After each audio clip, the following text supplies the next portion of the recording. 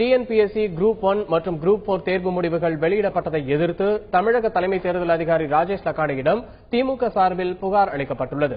பின்னர் செய்தியாளர்களை சந்தித்த திமுக வழக்கறிஞர் பிரிவைச் சேர்ந்த நீலகண்டன், தற்போது தேர்வு முடிவுகள் வெளியாகியிருப்பது தேர்தல் நடத்தை விதிகளுக்கு எதிரானது என கூறினார்.